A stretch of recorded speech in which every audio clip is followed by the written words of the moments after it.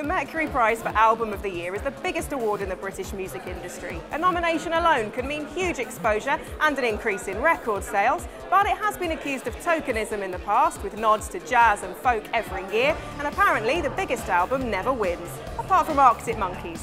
It's been won by everyone from Elbow to M People, so anything could happen in there. We're about to find out who the 2010 nominees are. Paul Weller and Dizzee Rascal were the big names on the list, read out by Lauren Laverne. Weller's 10th solo album, Wake Up the Nation, is the Modfathers' first Mercury nomination in 16 years. Although Dizzee's taken the gong before for his debut album in 2003, he hopes that won't stop him taking it again. I could win it. As far as the quality of the music, I don't see why not. But if they're hung up on not giving it to somebody twice, then that's the way it is, isn't it? But it's nice to be nominated.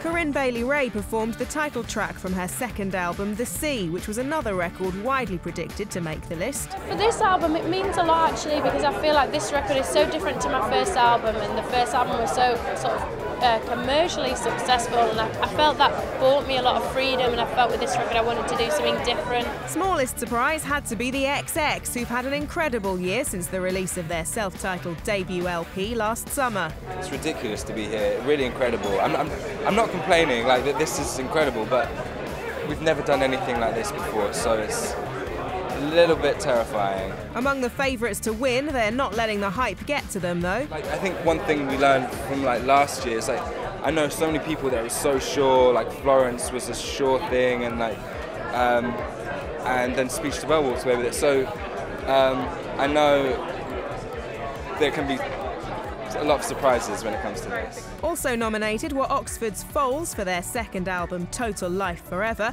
and Manchester band I Am Clute. Laura Marling made the list after much speculation that her second album, I Speak Because I Can, would be nominated after her debut was shortlisted last year.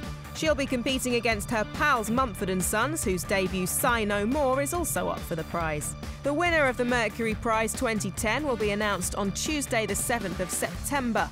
Although Dizzee and the XX lead the way with the bookies at 4-1 each, this year sees some of the closest odds ever on who'll bag the gong and the prize money, so place your bets now.